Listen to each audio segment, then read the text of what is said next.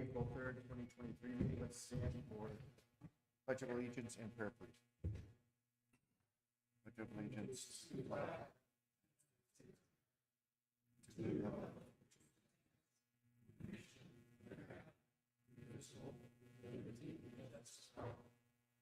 Dear God, thank you so much for Holy Week. We look to you to provide all of our needs. We know that we are very blessed here in Kirtland.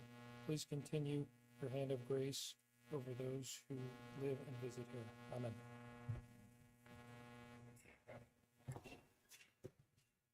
Ms. Rowley, can you call the roll, please? Mr. Rupel, Here. Mr. Scholes, Here. Mr. Smolik, Here. Mr. Ziegler, Here. Mr. Fenstermaker, Mr. Hamer, Here. Mr. Lowry, All right, thank you. We had on the agenda a presentation by Mary Beth Cole from Starting Point. Unfortunately, she had some car issues, so she emailed today and said she cannot make it. So next on our agenda, we have an OPEC update from Mr. Ramos. When you obviously please go up to the microphone, and is it we on live here? Okay, thanks. I'm on TV? Oh, no. No. Good evening, counselors and mayor. My name is Tony Ramos. I'm a relationship manager from the Northeast Ohio Public Energy Council, or NOPEC. Your normal relationship manager, Jenny Costanzo, is out of town, so I'm standing in for her. This evening, I just kind of want to briefly give you a 30,000-foot view of what's happening at NOPEC and how it's going to impact your residents here in the very near future. So as you know, the Public Utilities Commission of Ohio recertified NOPEC to restart its electric aggregation program. And so that program will restart with the June 2023 meter read. So what will be happening mid to late April is all residents in NOPEC member communities will start to receive electric aggregation opt-out letters. Because of the timing, they're also going to be receiving opt-out letters for the natural gas aggregation program. So they will receive two different opt-out letters. The process is the same as it always has been. If a resident or a small business wants to participate in the electric or natural gas aggregation, they don't need to do anything. They will be automatically enrolled. If they want to opt out and not participate in either program, they have to complete the opt-out card attached to the letter, and they have the option to either mail it back to us, fax it back to us, and this year they have the option to call, which obviously is likely the easiest for anyone. We're really excited that our electric pricing is extremely competitive with us coming back. You may have read recently in the news that First Energy's price to compare is above 10 cents per kilowatt hour starting in June. Our price for from June to December is 6.45 cents. So that's extremely competitive. All customers will be enrolled in what's called our standard program rate. So that will be that 6.45. But as always, customers have a variety of products from NOPEC to choose from. They want to select a 100% green option for their electricity, that they can do that. And then we also will be offering 12 and 24 month fixed pricing for both electricity and natural gas. Our natural gas pricing will be announced later this week. That was filed at the PUCO last Friday. And there'll be an announcement of what that pricing is later this week. So I apologize for not having those numbers for you this evening.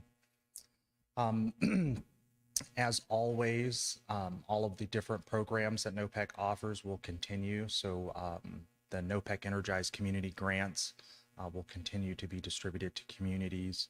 We will also continue to operate our sponsorship program, and we continue to offer a variety of different financing products for small businesses in your community.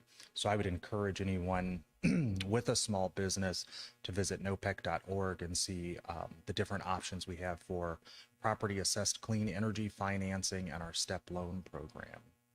So that's kind of where we are. Happy to answer any questions that you may have. Obviously, first question would be, what was up with the extremely high electric bills last year when everybody opted out? What was the reason for that last year? So NOPEC buys its electricity in what we call shorter buckets. So we buy more often throughout the year, which allows us to keep our pricing competitive and lower. Last year, we were going to market to buy electricity for summer right after the Russians invaded Ukraine, which sent the electric markets up. So we were buying electricity when the market was high. So once that pricing went up, we took the step in the interest of our customers to return them to the utility, which at the time had a lower price because the electricity that they were using had been purchased prior to that invasion, so it was lower cost. So we took the dramatic step to return over 500,000 electric customers back to the utility to save them money. And so that's why we took those actions last year. You mentioned Ukraine, Russia, but there's a little bit deeper than that. What about our national electric needs by way of not opening up wells, various other type of stuff too? It's not exclusively Russia, Ukraine, if you could speak Sure. to that. There are impacts on a variety of impacts on those markets as different coal assets are retired. More electricity is being generated by natural gas to kind of fill that gap, which also has the effect of driving up the price of natural gas to individual consumers. There's a variety of different, I think, things that could be done to help reduce energy costs, but they don't seem to be the actions that are being taken presently.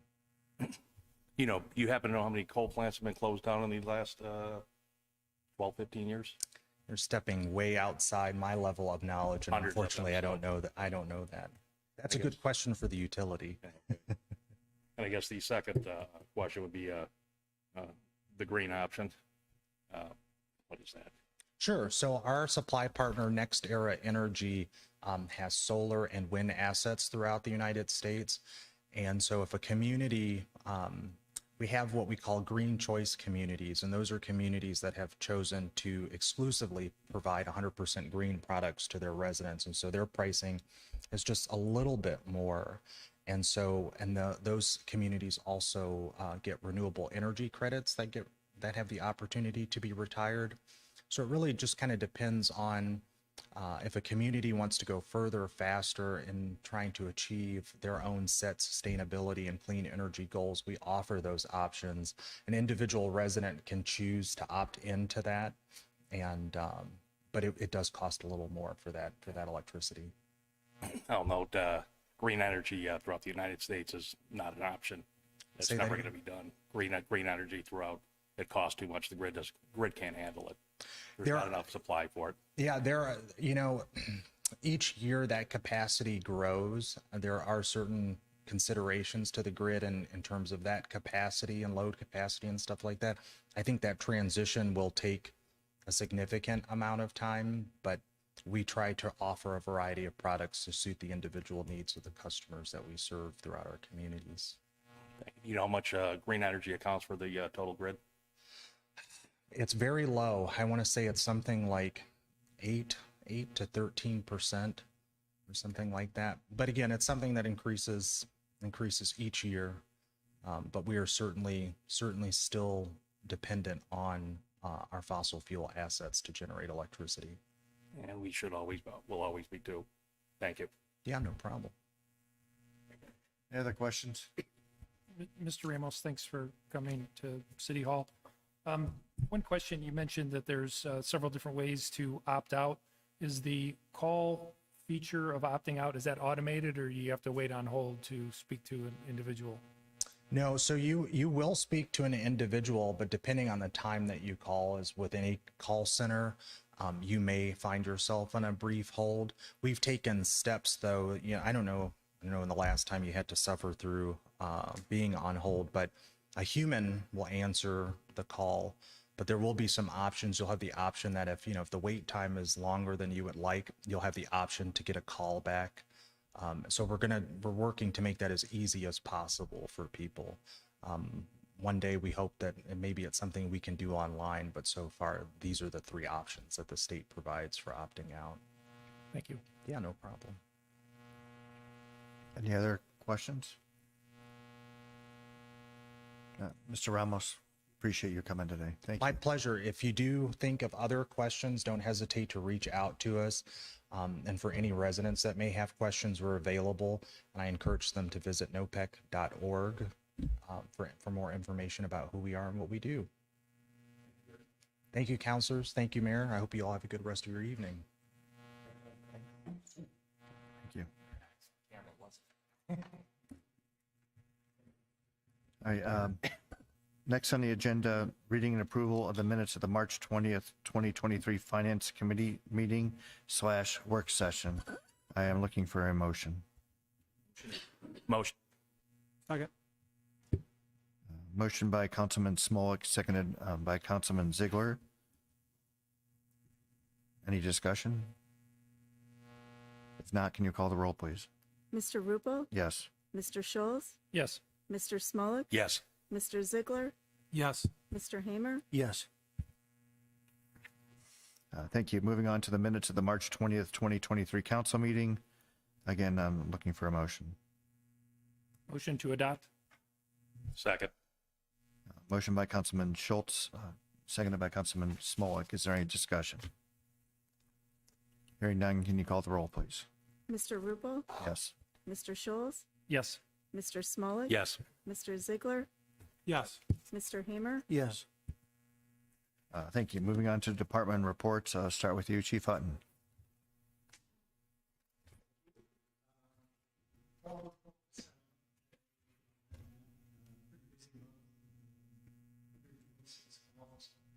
Last two Saturdays, a lot of storm related on wind damage, trees and wires down.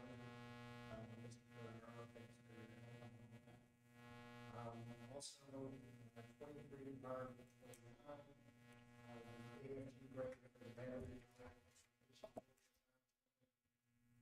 Next to the council meeting next.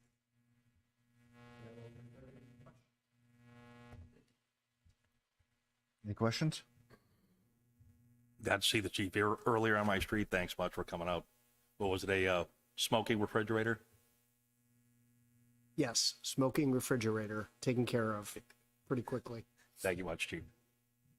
Yep. Chief, I'd just like to thank you and Mr. Finaro for the quick response to the tree issue at Springer. That was fantastic, and everybody involved got on that so quick. It was very pleasing. Thank you. Anyone else? Thank you. I guess moving on to Mr. Fernaro. Good evening, everyone. No formal report tonight, but a couple quick updates. So the water line relocation for the 306 bridge started today in Eisenhower. I gave you a tentative schedule. That started today. The drainage project on Fox Hill started today. And our crews are busy since we changed from winter mode, I hope, into spring, working on baseball and getting soccer ready. And another update would be on Saturday, April 22nd at 8 a.m. right here at City Hall will be our Great American Cleanup. It completes our report.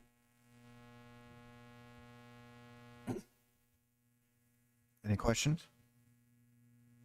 Cleanup started this week or next week? I can't remember. We are in brush pickup. So Ward 1 this week. On the 10th will be Ward 2. The 17th is Ward 3. And the 24th will be Ward 4. Thank you, Mr. Fernaro. Thank you. Mr. Courtney? Thank you very much. Start out with the 2023 streets. 23R28 on tonight's agenda is legislation to authorize us to get started on the design, specifications, bidding, contract administration for the street rehab and maintenance project. We're looking for this legislation to be passed tonight so we can get started. Old Town sewer improvements. We did get a schedule from the contractor. Weather and other factors permitting, the tentative schedule for work is mobilization this week, April 10th through May 25th. They'll be working on the Eisenhower Drive sewer installation. April 27th through June 14th, they'll be working on Elm Street. June 15th through July 3rd, they'll be restoring the pavement and lawn areas, and they expect to be substantially complete by the 11th of July. That is a tentative schedule. Obviously, weather and other things can impact that schedule. Joe gave you the update on the bridge project on 306. Stormwater projects, Fox Hill started today. They started at the cul-de-sac.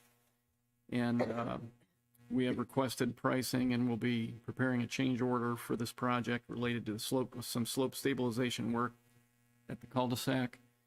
When we got in there this year to review the site with the contractor, it looks like we've lost more of the slope between the road and the stream from the previous project. So we're asking the contractor for pricing to clean that slope up and stabilize it. And then the castings down at the end of the cul-de-sac are still catching a lot of leaves. So we're going to swap those out for more open grates so the leaves can just get flushed out of the system and not get hung up on those grates and flood the cul-de-sac. So we're waiting on that pricing. We'll get a change order ready and have it for you for the next meeting. Based on what I've talked to the contractor about so far, it's not going to exceed what we have allocated with the Stormwater Department for funding for this project.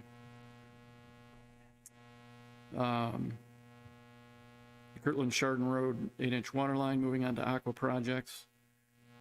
South side of Kirtland Chardon, that is well underway, has been for a couple of weeks.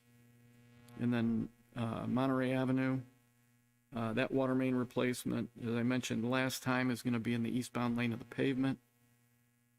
That's expected to begin early summer. And we've talked to Aqua, and they are going to be contributing approximately $150,000 to the pavement rehabilitation project scheduled for Monterey in a future year. That concludes my report. Happy to take any questions. Thank you. Any questions? Yes, Mr. Courtney, I spoke with the resident. You guys starting to work over on Fox Hill? He said something about driveways being marked up for some drainage or something like that over there. Yeah, we're replacing drive culverts along the westerly side of the road. Okay. Yeah, you mentioned something about 18-inch culverts or something like, or filling, or 18-inch piping or something like that over 15. there. Okay. And what will they be doing at the end of the driveways? That they're going under all the drives also too there, or are they replacing the underneath? Well, that was another discussion we had with the contractor because we started getting requests for the contractor to do aprons in total.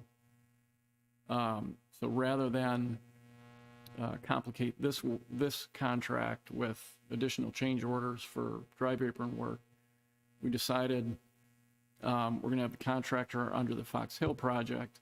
He's going to replace the drainage pipe. He's going to fill that trench with stone to the top of the driveway, and then when we come through to do the paving project later this year, we'll take care of the aprons. Thank you. He mentioned something, the end of the street where the water goes down to. He mentioned something that the original boxes that were put down there are a little higher.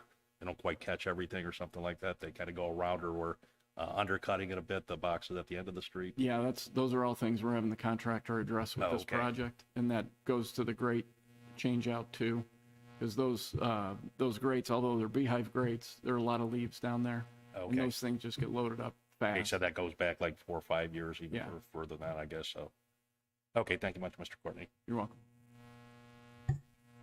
Any other questions? Thank you. I guess we'll move back to Sergeant Fisher. Good evening, everyone. Good to see you. I have no formal report, but I am open for any questions you may have. Any questions? All right, get off easy. Let me see. Teresa, do you have any formal report tonight?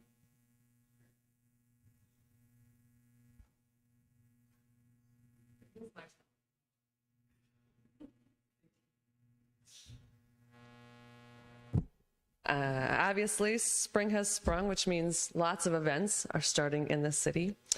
This past weekend, we had our annual egg hunt here at City Hall. The weather decided to try to not cooperate with us.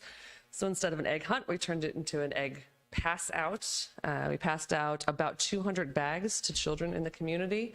Many thanks to our local Easter Bunny who joined us for pictures, as well as the library who provided activities. It was a very, very, very busy day for them, and they had all sorts of volunteers come help. Coming up, we do have the Faith in Kirtland event on the 15th that we discussed at the last meeting. We also have our annual spring cleanup day with the Mayor's Action Network that I think we started 2 years ago now, maybe, for local seniors and veterans who need some spring yard cleanup. And that will be on the 29th, Saturday the 29th. We'll meet here and split up into teams. If anyone would like to help, we always appreciate hands. Today it was a very busy day at the community center because we opened Safety Town registration. So we have 60 spots available for the children in the community, and 34 of them are already taken since 10:30 this morning. It is more than half full. So it's going to be very busy for that week-long event in June. Thanks, as always, to Jenny Potter for organizing all of that. Two more quick things. I think Senior Center side, I'm in the middle of training with software called My Senior Center. We'll be implementing it at the center beginning soon.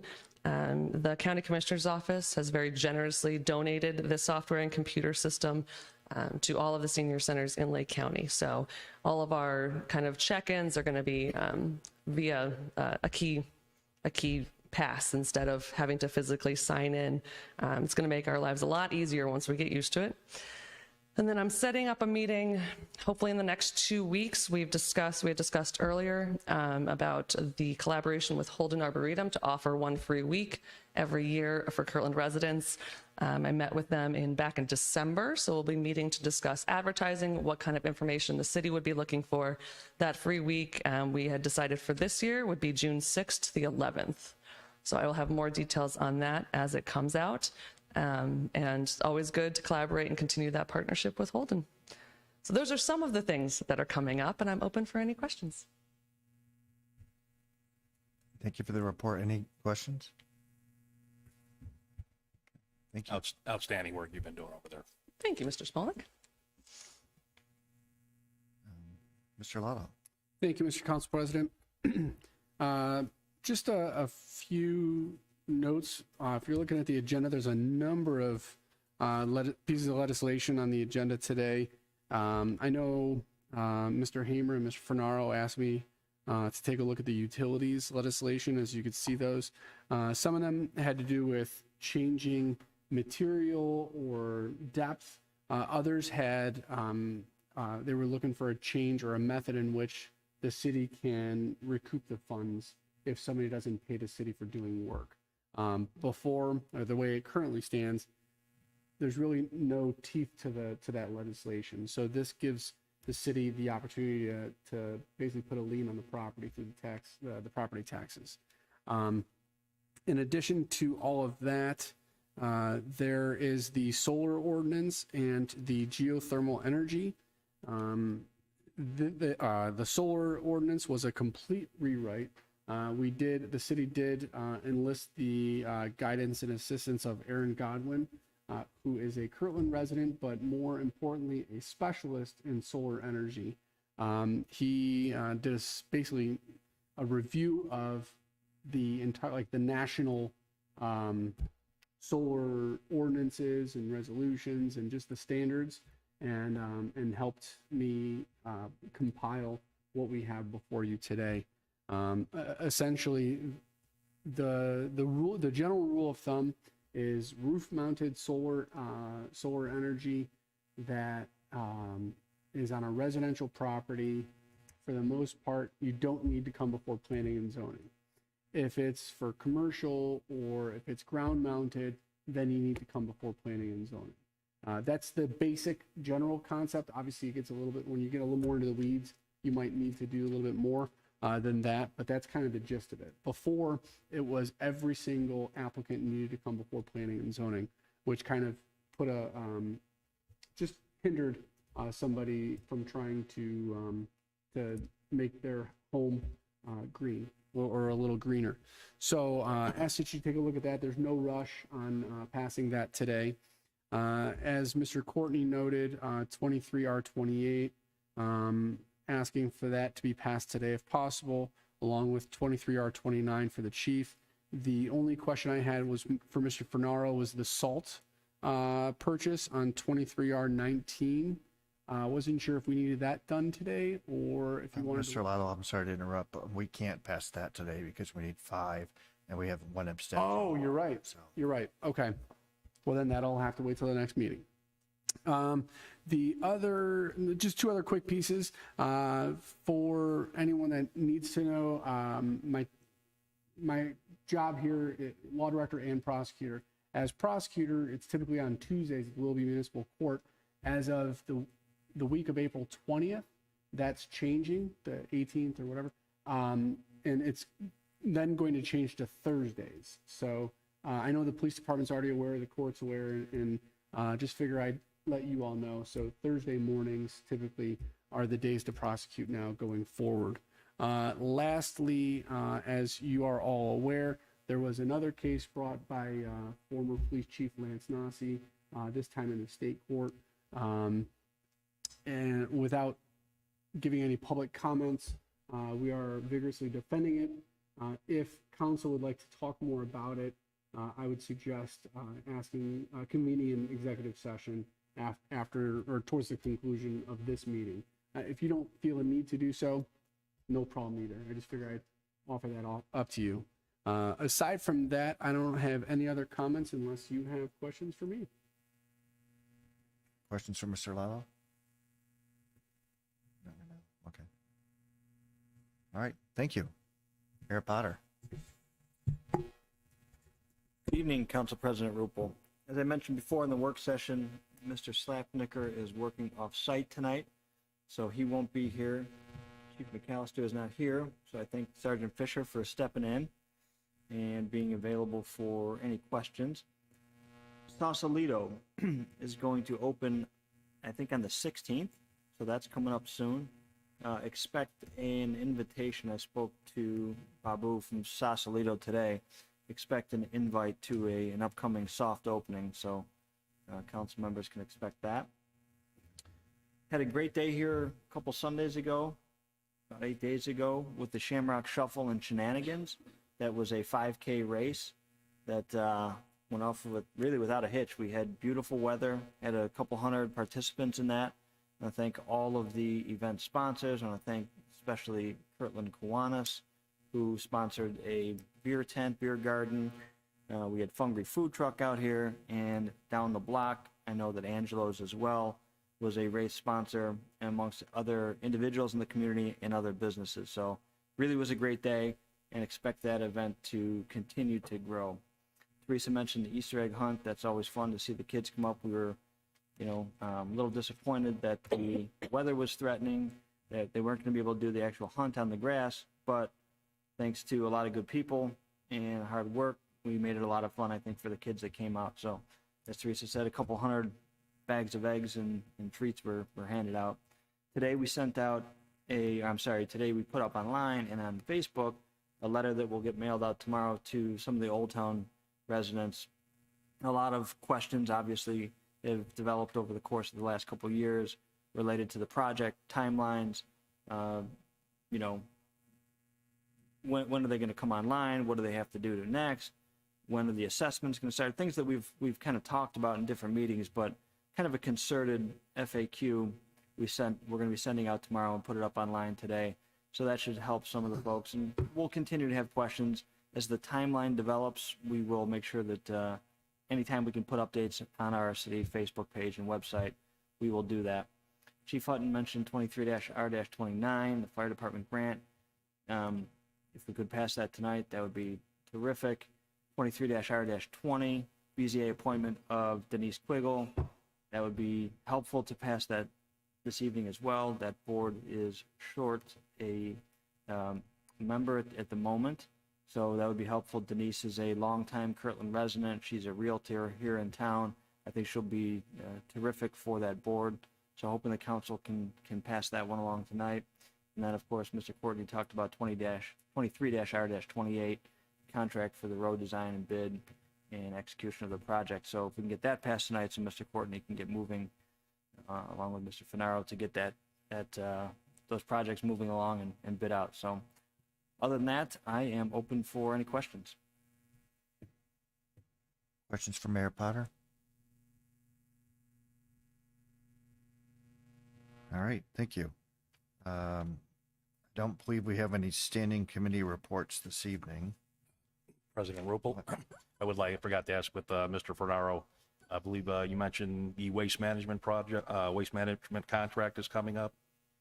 It is. Okay, we'd like to set up a service committee meeting Please. for that then? Yes, please. Okay, that's gonna, the contract's actually up, what, November or something like that? But like to get an early start on that? Correct. Okay, I believe that's Mr. Festermaker, Scott, and me on that committee, so maybe before next meeting, I'll kind of send an email out, since Mr. Festermaker isn't here today, and try to get one beforehand or afterwards. Short. What do you think, we'll need half hour for that? An hour if we can. If you could do that. Okay. If you could do that Saturday, it would be helpful. Okay, let me put an email out, a couple texts out to Ron, see what works for him. Thanks, Mr. Fernaro. Anybody else? Okay, correspondence. We have one piece of correspondence this evening. This is an application for a zoning permit from Lindsay and Casey Murphy for a colonial structure in the Parks Farm subdivision. It's a notice to the lot owner. The council of the city of Kirtland has granted and approved the issuance of the zoning certificate for your property located at sublot 7 in the Parks Farm subdivision.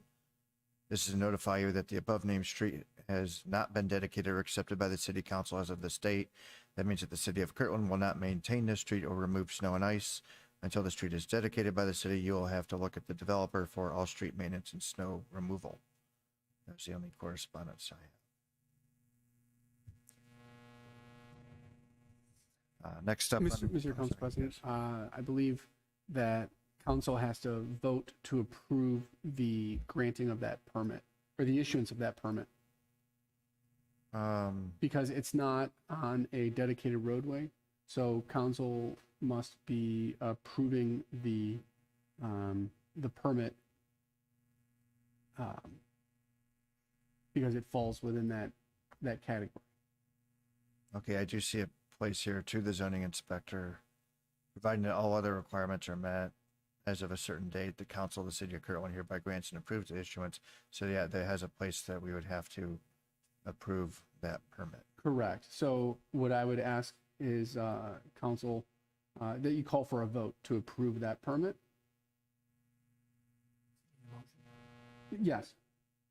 I'd like to make a motion to approve the zoning permit for said lot in question. Sublot 7. Second. Okay, a motion made by Councilman Schultz, seconded by Councilman Smolik. Is there any discussion? Hearing none, can you call the roll, please? Mr. Rupel, Yes. Mr. Scholes, Yes. Mr. Smolik, Yes. Mr. Ziegler, Yes. Mr. Hamer, Yes. Thank you. Thank you. Moving on, public comments on matters not on the agenda.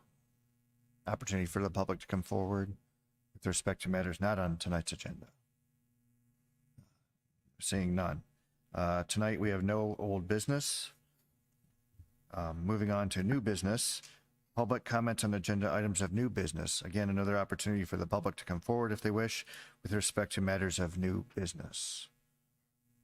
It does not appear there is any. Okay. So moving on, ordinance number 23-0-17. This is an ordinance amending codified ordinance section 1468.05 relating to solar energy and declaring an emergency. I would like to, Mr. Lallo, sorry I didn't ask it earlier, but just a quick question. This ordinance would not cover any other political subdivision within, No. it would cover other entities, It would- Holden Arboretum, Lake well, Farm Parks, so Holden Arboretum is not and it's not a political subdivision, so they're subject to our zoning regulations. Okay. The farm parks and the college are their own taxing political subdivision. So they technically are not subject to the rules and regulations as found in our zoning code. Thank you. Yep. Mr. President. Pertaining to Mr. Lallo discussing that earlier on the solar, one of the issues we had going to planning and zoning meetings was we had solar on there, but it was only supposed to be on the back of the house. You know, and that's, they had to come in if they put it any place else on the roof, which is kind of impractical because obviously south and southwest is the way you want to place it, which doesn't work. And on the back of the house is pretty poor in a lot of places because you have trees in the backyard. So this allows them the option without having to come in front of P&Z to, that's a bulk of what this is, you know, changing, covering. It allows you to, you know, put it on your house without having to come in front of P&Z. So Yeah, I saw that section about the commercial solar Yeah. and the larger acreage. That's why Yeah. I asked the question. and I know there's limited also on the ground coverage too, right? That is correct. That's nice. It will free up planning and zoning. Mhm. All right, thank you. Moving on, ordinance number 23-0-18, an ordinance amending codified ordinance section 1468.06 relating to geothermal energy system standards and declaring an emergency. Resolution number 23-R- Mr. Courtney, I don't mean to ask you if cold, but have you seen any, since your time here as a city engineer, have you seen many applications or permits for geothermal? Or is that methodology of heating and cooling a home? Yeah, I fading? haven't seen any since I've been here, and I've only seen a handful of solar applications when they're ground mounted. Okay, thank you. Mr. Schultz, Councilman Schultz, I believe there's only two systems that I'm aware of in the city. And generally, I think with the geothermal now, you got to use a closed loop as opposed to an open loop. That's one of the stipulations in it too. I think there's one or two though. I know have of been done one. over the I know of years. one, yeah, but, Yeah. okay, thank you. All right, I'm sorry, resolution number 23-R-19, a resolution authorizing participation in the ODOT road salt contracts awarded in 2023 and declaring an emergency. Resolution number 23-R-20, a resolution confirming the appointment of Denise Quiggle to the Board of Zoning Appeals and declaring an emergency. This is something I think we would like to get passed tonight. Motion to waive the 3 readings? Second. We have a motion to waive the 3 readings by Councilman Schultz, seconded by Councilman Smolik. Is there any discussion? Hearing none, can you call the roll, please? Mr. Rupo? Yes. Mr. Scholes? Yes. Mr. Smolik? Yes. Mr. Ziegler? Yes. Mr. Hamer? Yes. Motion to declare an emergency and adopt? Second. Is that Eric? Okay, I think we have a motion by Councilman Schultz, seconded by Councilman Ziegler. Is there any discussion? Hearing none, can you call the roll, please? Mr. Rupo? Yes. Mr. Scholes? Yes. Mr. Smolik? Yes. Mr. Ziegler? Yes. Mr. Hamer? Yes. Thank you. Resolution number 23-R-21, a resolution confirming the appointment of Lita Lavin to the Planning and Zoning Commission and declaring an emergency.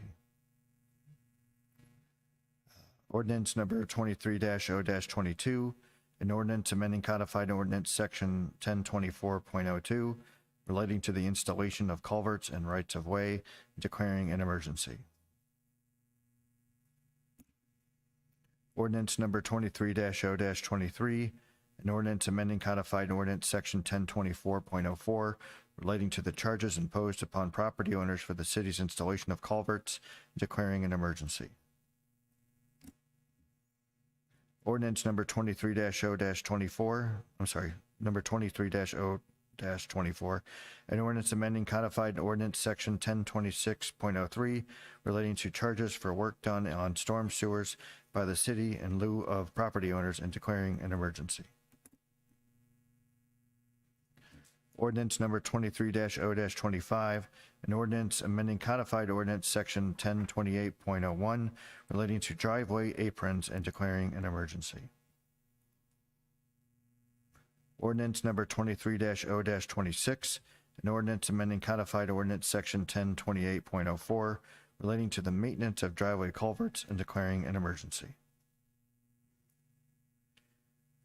Ordinance number 23-0-27, an ordinance amending codified ordinance section 1028.05 relating to the recoupment of costs for work performed by the city on driveways and aprons and declaring an emergency. Resolution number 23-R-28, resolution authorizing the mayor to retain the services of C.W. Courtney Company as engineers for the design and construction administration of the 2023 street repair and maintenance project and declaring an emergency. Motion to waive the three readings. Second. Motion to waive the three readings by Councilman Ziegler, seconded by Councilman Schultz. Is there any discussion on that? Hearing none, can you call the roll, please? Mr. Rupel, Yes. Mr. Scholes, Yes. Mr. Smolik, Yes. Mr. Ziegler, Yes. Mr. Hamer, Yes.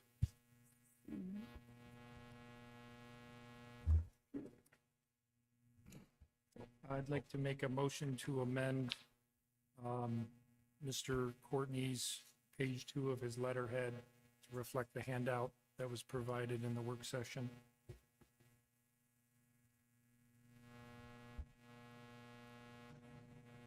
Second. Okay, yes, we have a motion to amend the legislation by Councilman Schultz and seconded by Councilman Smolik. Is there any discussion? Council President Rupel, Yes. just as Mr. Courtney, we did have a discussion beforehand. In the streets listed, Crestwood Drive is not listed in there, and that should have been listed. So I would ask that in your amendment or a second amendment, you add Crestwood Drive to call it Elmwood. Our hope is to get to Elmwood on that section of road. And I don't know if we have to list Elmwood specifically, but Okay, I'm going to step back. I'd like to make a motion to rescind my previous motion. sorry about that. Yeah, so you'll rescind your motion. That's, Second. yeah. We'll do roll, any discussion on rescinding it? Okay, I We're going guess, to roll It was all in motion one. and second, it was seconded, so you gotta, right. So do we have a roll call on the motion to to rescind. rescind? Mr. Rupel, Yes. Mr. Scholes, Yes. Mr. Smolik, Yes. Mr. Ziegler, Yes. Mr. Hamer, Yes. And just do a blanket amend to capture both changes. Correct. Okay, I'd like to make a motion to amend Mr. Courtney's letter in total, page 1, reflecting a Crestwood addition up to Elmwood, correct? And then the page 2 would be the new handout that was provided during the work session. Second. A motion to amend by Councilman Schultz and seconded by Councilman Smolik. Is there any discussion? Hearing none, can you call the roll, please? Mr. Rupel, Yes. Mr. Scholes, Yes. Mr. Smolik, Yes. Mr. Ziegler, Yes. Mr. Hamer, Yes. So, no, it goes back to second reading because you amended it. What I would recommend next time is amend it before you waive the three readings. Because when you amend something, it goes back to second reading. So right now we're back at second reading, so we have to waive the three readings again and then declare an emergency and adopt. Motion to waive the 3 readings. There you go. Second. Motion waive the 3 readings by Councilman Ziegler, seconded by Councilman Schultz. Any discussion? Hearing none, call the roll, please. Mr. Rupel, Yes. Mr. Scholes, Yes. Mr. Smolik, Yes. Mr. Ziegler, Yes. Mr. Hamer, Yes. Motion to declare an emergency and adopt. Second. Motion by Councilman Schultz, seconded by Councilman Smolik. Any discussion? Hearing none, call the roll, please. Mr. Rupel, Yes. Yes. Mr. Scholes, Yes. Mr. Smolik, Yes. Mr. Ziegler, Yes. Mr. Hamer, Yes. Thank you, everybody. Thank you. Moving on, resolution number 23-R-29, resolution authorizing the chief of the Kirtland Fire Department to accept the proposal of All American Fire Equipment for the purchase of extrication equipment and rescue airbags and declaring an emergency. Motion to waive the 3 readings? Second. A motion to waive the 3 readings by Councilman Smolik, seconded by Councilman Ziegler. Is there any discussion? Hearing none, call the roll, please. Mr. Rupel, Yes. Mr. Scholes, Yes. Mr. Smolik, Yes. Mr. Ziegler, Yes. Mr. Hamer, Yes.